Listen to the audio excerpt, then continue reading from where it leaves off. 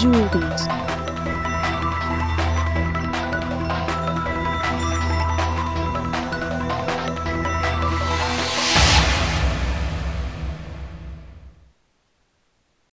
Hi, నా పేరు Shiva.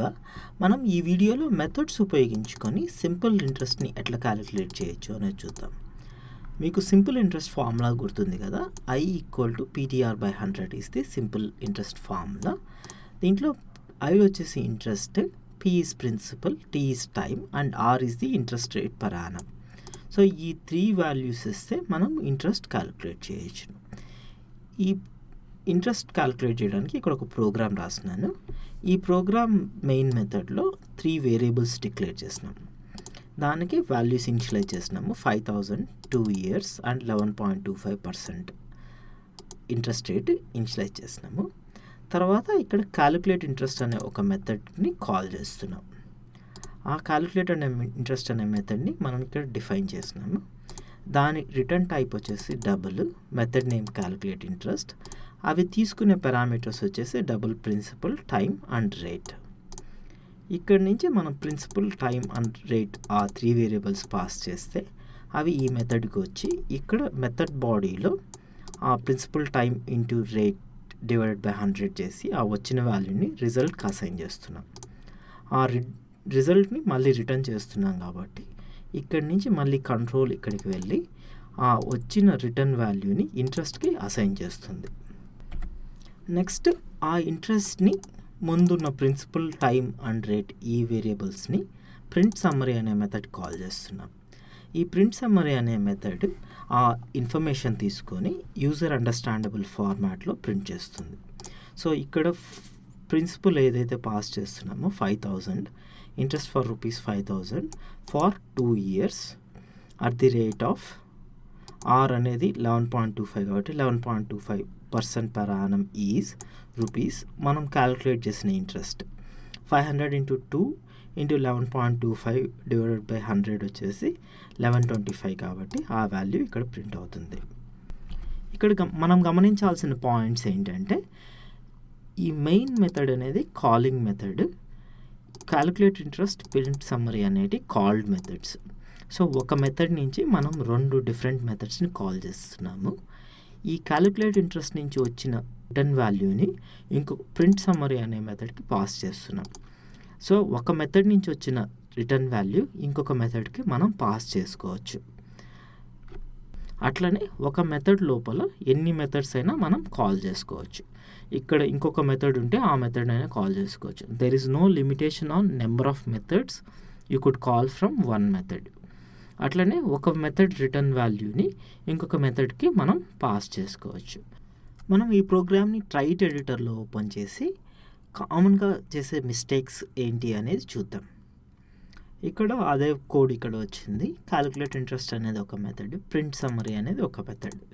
So మామూలుగా కామన్గా చేసే మిస్టేక్స్ ఏంటంటే కొన్నిసార్లు అక్కడ ఉన్న స్పెల్లింగ్ ఇక్కడ ఉన్న స్పెల్లింగ్ తప్పు ఉండొచ్చును, లేదంటే కేస్ సెన్సిటివ్ ఉండొచ్చును. సే ఫర్ ఎగ్జాంపుల్ ఇక్కడ క్యాలిక్యులేట్ ఇంట్రెస్ట్ అన్నాము, కానీ ఇక్కడ డెఫినేషన్లో క్యాలిక్యులేట్ ఇంట్రెస్ట్ స్మాల్ అయి పెట్టినాం అనుకో, then it will give a compilation error.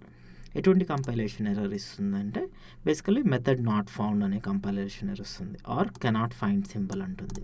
So we're looking for calculate interest, but మనం ఆ క్యాలిక్యులేట్ ఇంట్రెస్ట్ అనే మెథడ్ డిక్లేర్ చేయలేదు, ఇక్కడ స్మాల్ అయి ఉంది కాబట్టి. అట్లనే వేరే స్పెల్లింగ్ మిస్టేక్ కూడా ఉండొచ్చు, ఇక్కడ ఈ లేకుండా ఉండొచ్చును, అప్పుడు కూడా సేమ్ కెనాట్ ఫైండ్ సింబల్ అని ఎర్రర్ ఇస్తుంది. సో బేసికలీ ఆ మెథడ్ ఎక్కడ కనిపించట్లేదు కాబట్టి it will give that error. So ఇది one of the very common mistake. ఒకవేళ ఎటువంటి కెనాట్ ఫైండ్ సింబల్ వస్తే basically check if the method name is exactly the same. Spelling mistakes ఉన్నా కానీ, కేస్ ఒక క్యాపిటల్ ఐ బదులు స్మాల్ ఐ ఉన్నా కానీ కంపైలేషన్ ఎర్రర్స్ ఇస్తుంది. నెక్స్ట్ చేసే కామన్ మిస్టేక్ ఏంటంటే అక్కడున్న టైపు ఇక్కడున్న టైపు ఒకటే ఉండదు. సే ఫర్ ఎగ్జాంపుల్ ఇక్కడ డబుల్ ప్రిన్సిపల్ అని ఉన్నాం కదా, ఆ ప్రిన్సిపల్ని ఇక్కడ పాస్ చేస్తున్నాం. Say for example instead of double principal the type is int principal అనుకోండి. Then it will give a compilation error. Because మనకి ఇక్కడేమో డబుల్ ఉంది, ఇక్కడ టైప్ వచ్చేసి ఇంట్ ఉంది. సో ఆ 2 టైప్స్ డిఫరెంట్ కాబట్టి it will give one more error.